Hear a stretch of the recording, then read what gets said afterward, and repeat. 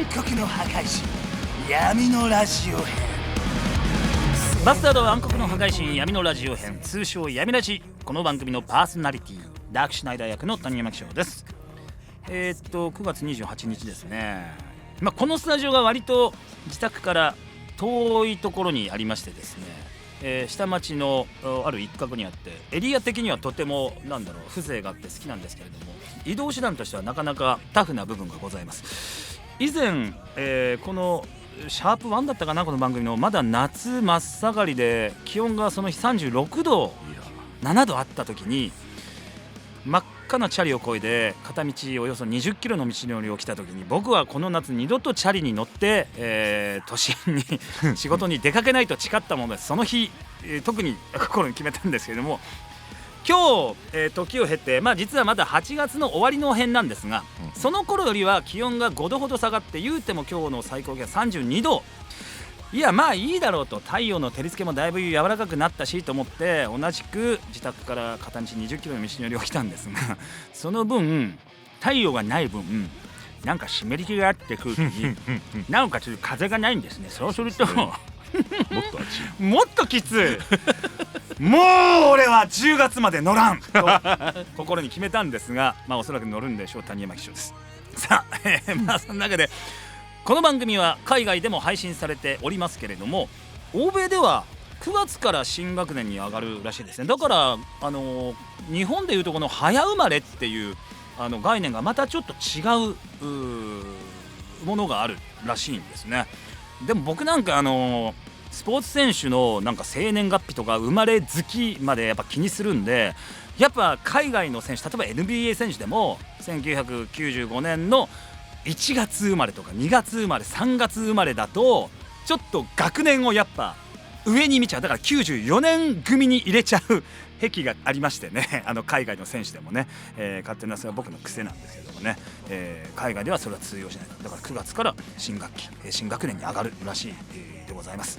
さあ皆さんね、皆様におかれましたらどうでしょうか。新生活には慣れたでしょうかね。夏休みを経てね、大人っぽくなったあの子もね人が向かって少年少女をやめた夏ってね来たんでしょうか皆さんにね、夏はいろんなものを置き去りにしていきますからねさあ、この番組はアニメバスタード暗黒の破壊神の魅力を伝え、全ラジオ界の支配者になるための番組。バスタードファンの皆さんと一緒に盛り上げていきたいと思います。リスナーのあなたもメールや SNS で参加してください。ツイッターの方はすべて小文字ハッシュタグバスタード_ラジオをつけてつぶやいてください。一緒に伝説を作っていきましょう。さあ、アニメバスタード暗黒の破壊神14話から24話までが配信中、ついに配信開始されております。もうみんな見てくれたいよね。はい今日はですね、そんな24話までの見どころについてこの方と、お話ししていきたいと思いますが、すぐのご登場ですのでちょっと失礼、私またしても勇み足して勇み足サミーをしてしまいました。懐かしい、バービーボイスダメだやめなさいアニメを見てからラジオを聞くもよし、ラジオを聞いてからアニメを見るもよし、それぞれのスタイルでお楽しみください。それでは始めよう。メイス。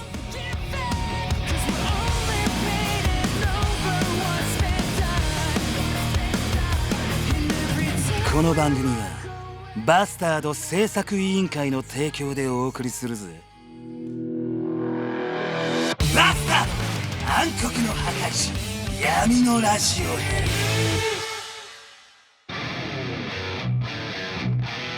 ここからはゲストと一緒にお送りしていきます。前回に引き続きこのお方です。はい、ガラヤカの安本ひろきです。お世話になります。お世話になります。よろしくお願いします。僕もなんか聞いたことあるけど9月から、新学年っていうことらしいですけどね。そうですね、向こうはそういうシステムですよね。そうなんですね。なんか一緒にしてほしいなって感じがあるんですけれども、あと、アメリカと日本で比べると、日本でいう例えば1月26日とか、例えば生まれだと、1日こっちの方が早いんで、だから外国人でいうとこの8月10日生まれ、例えば、僕の好きなNBA 選手でモラント選手って、99年の8月10日生まれって言ってるんだけど、めちゃくちゃ動ける選手ですよね。そう向こうでいう8月10日ってことは日本時間でいうとこの8月11日になるわけだそこまで考えるとキャッツじゃあモラントは99年、二回りのうさぎ年ですよ。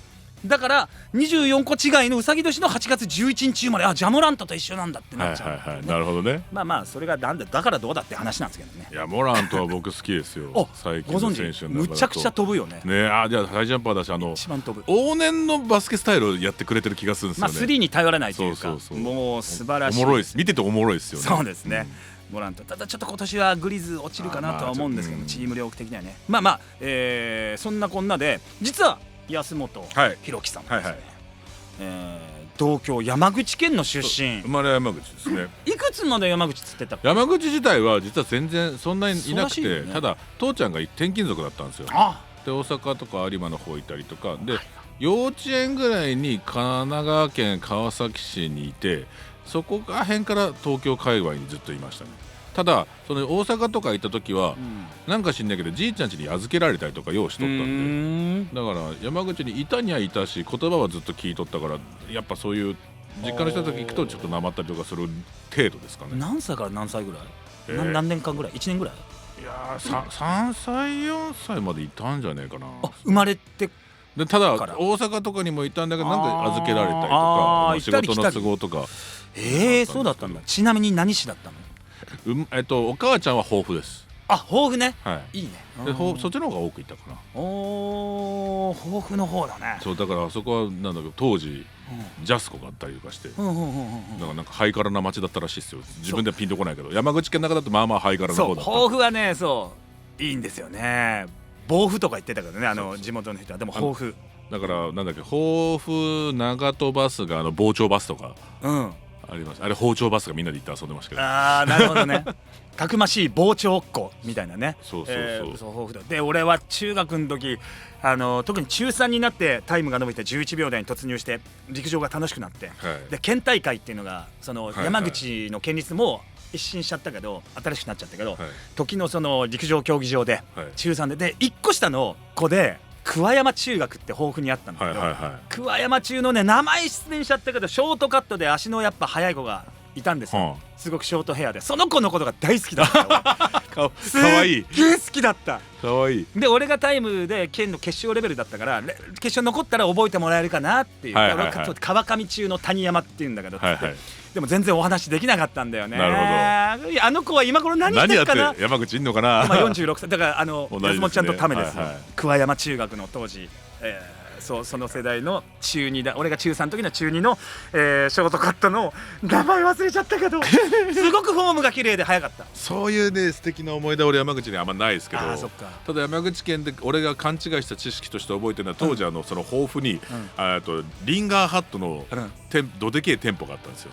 あったかも。車で行くような、うんうんだから俺でそれにじいちゃん連れてってくれたんで、俺の中でリンガーハットはごちそうだったんですね、それでしばらく経って東京にもポツポツできてきて、あれファストフードなのやめろって俺も思ってた。俺も上で思っとったよ。俺の中だと長崎ちゃんぽんリンガーハットは長崎ちゃんぽんリンガーハットってCM までよくテレビで流れとって、そうだよね。あれは俺らの中だともうごちそうだったんですよ。でも一番長いのはじゃあ東京だ。もう今となっちゃそうですね。東京には中学2年生ぐらいの時に来たのかな。もうやべ中2でじゃあ転校生で。でもね私立に行ったんで、東京の私立に神奈川から通ってたのが東京から通いになっただけで、学校自体は変わってないですよ。割とそうなんだね、転々と。面白いね。それね親父の都合でなんか社宅の都合で移動してました社宅から社宅へ移り住んで。なるほどね。まあこれなんですか、新人時代で印象に残ってることってありますか？なんだろう、山ほどあるけど何を言えばいいんでしょうね。新人時代、それこそ前回も言ってくれてたチャド役、はいはい。あれが実質のルーキーデビューみたいなあ感じ。れはそうですね。レギュラーとしてはクールにうんオーディションを受けさせていただいて、うんでいくつか取れ、多分当時新人でこんな声のやついなかったからだと思あれうんですけど、さ20年ぐらいそうですね。ここら辺からなんかアニメをやらせていただけるようになりましたね。その前までっていうのは割と吹き替えとかナレーションが多かったっていうか、まだ初めてそんなキャリアなかったけど、うん養成所の段階から割とナレーション振っていただいてたんで、そうなんだね。それでナレーションをやっていく人なんだって俺も思ってた。ただオタクだったから、うんあと舞台はずっとやってたからやっぱお芝居には携わりたいなと思いつつもそんな新人なんて生意気なこと言ってちゃダメだぜっていうようなのが横行する時代だったじゃないですか、あったね。今だとしたらもうちょっとね若手も一応己の意見言えるけど、そうだね、我々が若かりしからそんなこと言えたもんじゃなかったから引っ込めるとこは引っ込めないと。そうここはぐっとこらえてという僕もね時にそれでたまたま辻谷浩司さんがもうおーお亡くなりになっちゃったけど、そうですね辻谷さんがあ、そうかシグマだ。そう僕の声聞いてアニメやってんのって言ってあんまやってないっすって言ったらこいつオーディション受けさせるよって言ってくれてそれで受けたのがブリーチだったんですよ。足向けできないですマジで。鶴の一声というかありがたいです本当に忘れられないです。シーブックアノーですよね。そう91のね、無責任艦長です。 F91 そう平そうでした。ああそうでしたか。なるほど。そういうお話がありましたね。なかなかなエピソードいただきましたけどね、さあ新生活の鬱憤はなんか鬱憤ありきみたいな感じなんでだよ楽しいかもしれないじゃんアニメを見て晴らせばよしということで後半14話から24話がついに配信されました、後半も見どころが満載でございます。後半の見どころとしましては24話までっていうのが闇の反逆軍団編までということになります。ガラとネイが腐敗の軍団の軍団長リッチーを迎え撃つ。ネイがねもう仲間に完全になると言いますか、というところからスタートですからね。で借りた500円玉これね素敵なエピソードですよね。陽子に返しに来るダークシュナイダー、あとガラ対リッチ、これやっぱガラとしてはねガラファンとしては見ていた大変でしたけど、リッチも強敵でなかなか得体の知れない、大体リッチって死人ですよね。これファンタジーの世界だと骸骨のようなリッチどの作品でもやっぱ強キャの悪者として出てきますね、リッチってね。ガラ VS リッチ、これも見どころ、この後半の前半ですね。で後半の後半20話以降、ネイ VS アビゲイル、そうでダーシュがやっぱりダーシュとアビゲイルの戦いも最後ねもうとんでもないアビゲイル杉田さんが大変なことになっちゃって顔が逆さまになりますからなりますからね杉田さんも逆さまになっちゃうのかな危惧してたよな。そうはならなかったと。それは弱点だよな見ていただければ分かります。叫び合いでやっぱ相変わらず前半に増して火力高めで、もうハイボルテージでお送りするということでございますね。すごい形とかもある当時漫画でようこんなデザインしたなと思いますけどね。すごいですよね。すごいよね。本当いろんなとこをやっぱオマージュ、もちろん萩原和志先生の画力ありきだけども、その辺の造形みたいなアンスラサックスのすごいデザインだからそこら辺も見てもらいたいですね。そうですね、どうアニメーションで動いてるかっていうのは多分圧倒されると思います。そこに、私だとか、もちろん安本さんだとか、杉田さんとかとにかく火力の高いセリフで大きい声いっぱい出してます。そうですね、もう応戦してますんで、ぜひ見ていただきたいなと。お願いいたします。現在、第1話から第24話までネットフリックスにて全世界配信中でございます。チェックしてみてください。マスターの暗黒の破壊神闇のラジオ編。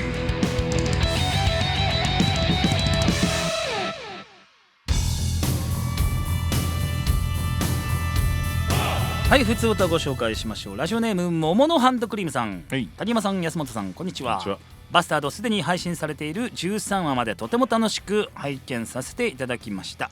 最強でちょっとお茶目なダークシュナイダー、男気あふれるガラなど魅力的なキャラクターばかりですが、見れば見るほどアーシェス・ネイの真の強さや女性としての美しさに心惹かれました。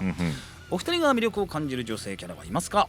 いやみんなで好きだけどなんでしょうね、後に日笠が声を当てることになるとは思いませんでしたけどやっぱアーシェス・ネイっていうのは、もちろんねどうしてもこういう時に出てくるシンハリってキャラもいるけども、一回置いときまして、アーシェス・ネイというキャラクターはいろんな人のなんか癖に刺さったんじゃないかな。そうですね、ハーフエルフで褐色でって、なかなかあんまそういうキャラってそれこそ我々のそのちょっと前までのエルフのイメージイコールディードリットだったじゃないですか。ディードじゃないんだよっていうね。それにエロみを感じるの。それに対するのでそうまさにエロみという意味で、何なんだろうこのぶっ刺さるものはっていう。僕ね思うよ、どっちが先か、多分アーシェス・ネイっていうキャラクター80年代の終わりに誕生してるから、でもその同時期にねベルセルクが多分同時期なんですよ。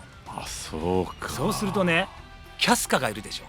やはり褐色で僕もスポーツやってたから特に思うけど、日によく焼けたスポーティーなショートカットの女性、アーシェスはショートカットではないけど、たまんないわけですよ。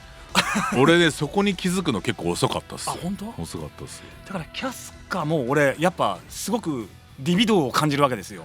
あとアーシェスにしてもキャスカにしても主に仕えるっていう、一方ではグリフィスっていうもう絶対的な存在にもうついていくっていう、そこの裏描写も実によく似てるんです。でもそうか。そこになんかこう殿方、俺とか安本ちゃんも感じてると思うけど、何かそこはかとない色気を感じるんでしょうな。なるほどな。だから俺もアーシェスなんですよ。陽子さんもすごい素敵だし可愛いし、いいんだけどなんかアーシャス・レイソーやっぱエロさなんですよね。そうだよね、ただヒカサなんですけど。そうなんだよ。いや別にだから別に草したらじゃない。ヒカサ見事だよ。そうですけどね。ヒカサのアーシェス素晴らしいですよ。合ってんですけどね。中の人ごとに俺らはもうなっちゃってるからちょっともう今までのようにはアーシェスを見れないっていうね。バイアスかかっちゃう。ヒカサバイアスかかっちゃってるからあいつゲルバイアスかかっちゃってる。ゲルバイアス。でもやっぱアーシャス・レイってやっぱ特別キャラでしたね。あとさ漫画のキャラとかっていうんでいうと当時アニメ化もされたウィングマン、葵さんが俺もうたまんなかったね。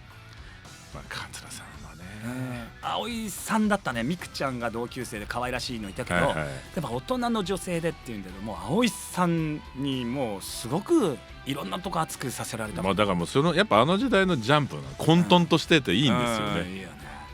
もう何でも今でもじゃ何でもあるけど当時の何でもあり感ちょっと違いましたもんね。俺あとドラゴンボールのブルマも最初結構来てたよ。ブルマなんかさブルマ結構エロいなと思ってたけどね。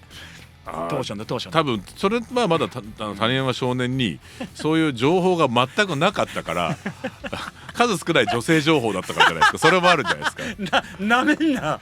当時の谷山少年は何も知らないから悟空と一緒だって、パンパンってやるのがドキドキしてたお悟空お前言ったなみたいなパンパンしたよっつってでほれっつって亀仙人にさ、もう履いてると思ってノーパンなのにもこう関わらず見せるシーンが確かに。でもドラゴンボール初期のがそういうお色気ありましたね。色気あるお色気があったけどね。いいですね。ごめんね盛り上がっちゃって。そういうキャラでいっぱいいますよ。でもバスタードはでも男子も女子も素敵ですから推しを見つけてください皆さんの推しを見つけてください。そうですね。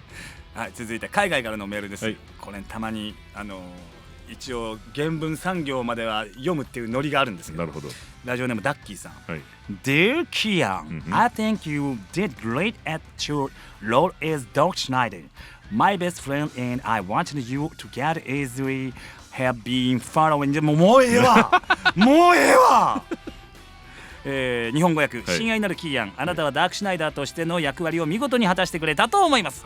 私にとってあなたは親友でありずっと応援している人です。ははははは。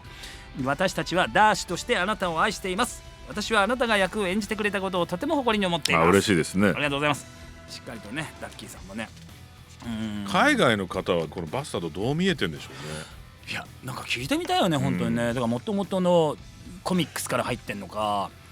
なんかいや知らん人もいるでしょ。急に俺たちの知らねえジャパニメーションだぜっつってそうだよね見てなんだこれと思ってるのか超すげえと思ってるのか、どう思ってるんでしょうね。聞いてみたいですね。言語の英訳っていうんですかね。向こうにどういう風に翻訳されてるのかとかも。日本の漫画アニメが好きな向こうのオタクは、バスタード知ってるはずなんですよ。なるほど。レジェンド漫画じゃねえかっつって大喜びしてるとは思うんですけど、この度ついにみたいな。ヨーロッパ方面のオタクにはぶっ刺さってる気がしますけどねそっかそっか。だとね嬉しいけどね、聞いてみたいですね。ぜひね。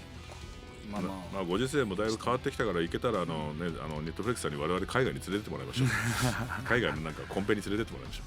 そうですね。そういうことも期待しながら、本当ありがとうございました。ふつおたのコーナーでした。バスタード暗黒の破壊神闇のラジオ編。はい、次のコーナーです。オリジナル呪文詠唱。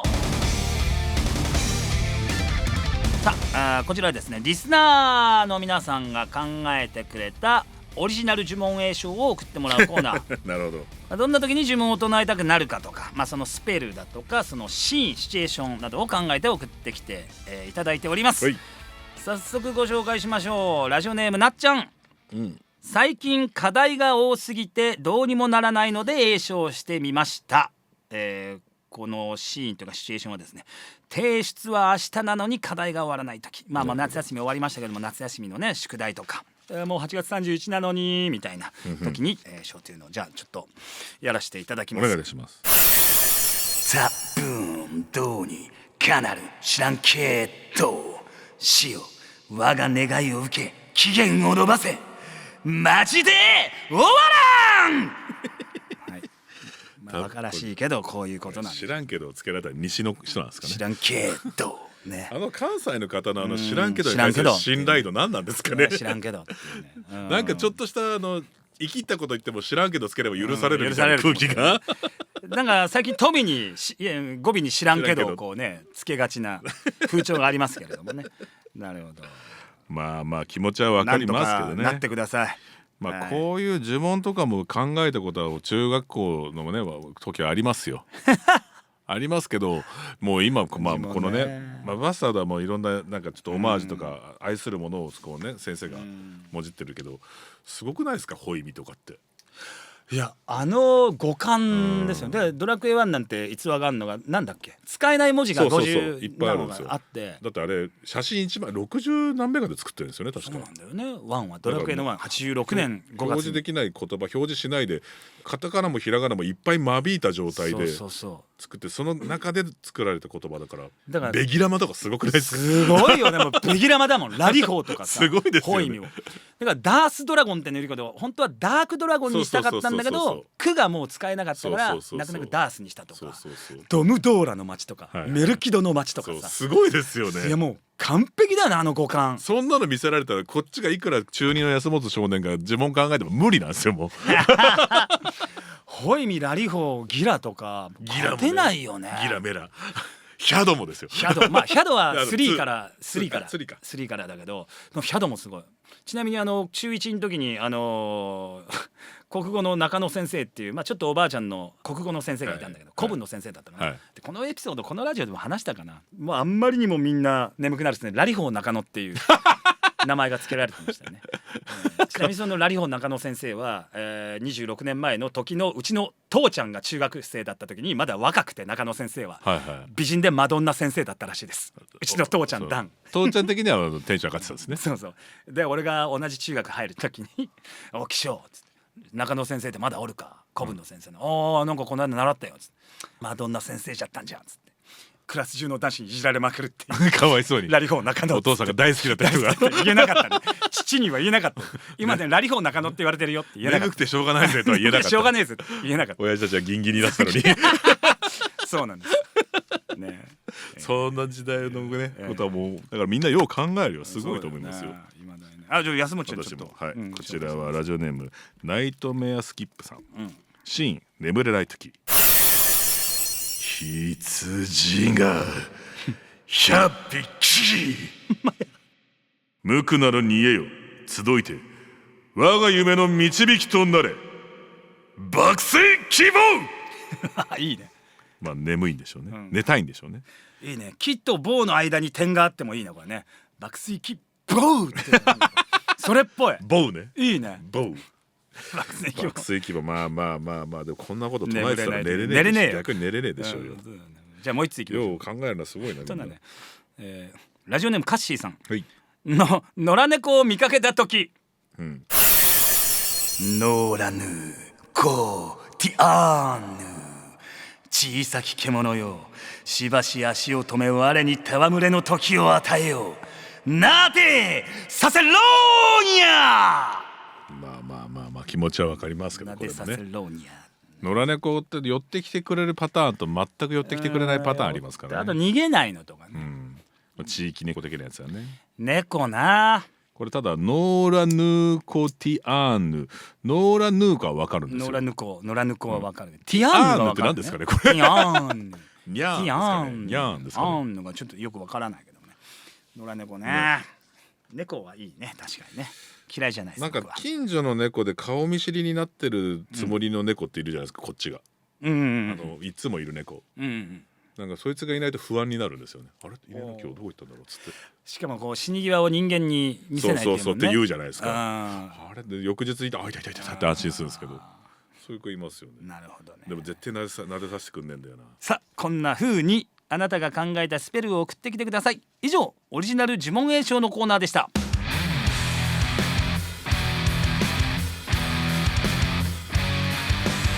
マスター暗黒の破壊神闇のラジオ編。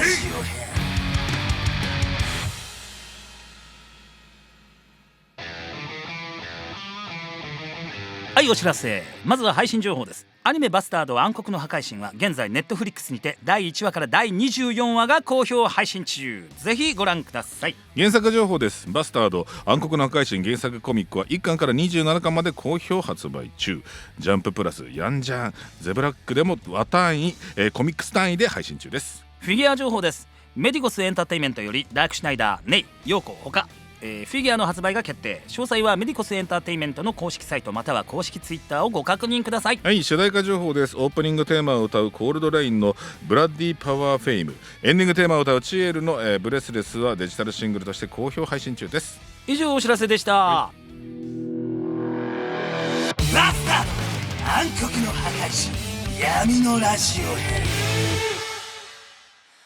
Feeding of the enemies, aiding me to sleep. Are you dreaming of love?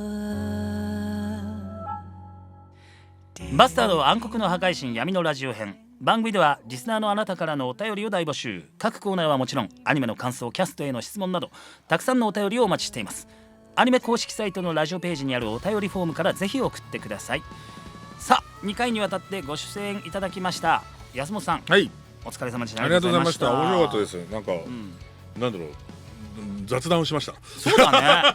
なんかね、結局懐かしい話もあれば中身のね話をいっぱいしてしまったかもしれません。作品がどうこうって感じじゃなかった。申し訳ございません。ただ俺もちょっと思ったのが、これバスタードせっかくだからゲームとかやって作ってくんねえかなとか思ってた、ね、今やって作れる。昔もねちょっとあったけど、あったんだっけね。そうでもなんかこの呪文とか今だからこそ派手リブできそうだし、ダムドし放題だよ本当に、ね、面白そう。いろんなキャラもガラだってもう魔人剣ね使い放題なんでね。ただダークシュナイダーが飛ぶからな。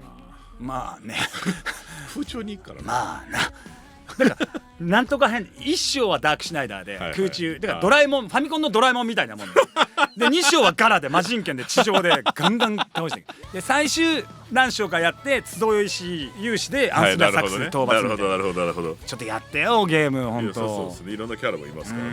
でも楽しかったし、なんかいろんなことを思い出しました。そうですね。本当ですよ。本当やっぱいやたまにねこうノスタルジーに浸るっていうのはもう人間全然いいことだと僕は思ってますから。いや本当ね素敵な時間ありがとうございます。こちらこそ本当にまたね、来ていただきたいなとは思います。まあこの番組はもう続かないでしょうけどもなんでや配信してるじゃん、頑張ろう。しましたまあひとまず2週にわたりとか2回にわたり、安本さんありがとうございました。ありがとうございました。こちらこそ楽しかったです。それではまた次回お会いしましょう。お相手はダークシュナイダー役谷山紀章とガラ役安本博樹でした。バイバイ。If nothing ever make much sense, 見えて見えなくなる現象。この番組はバスタード制作委員会の提供でお送りしたぜ。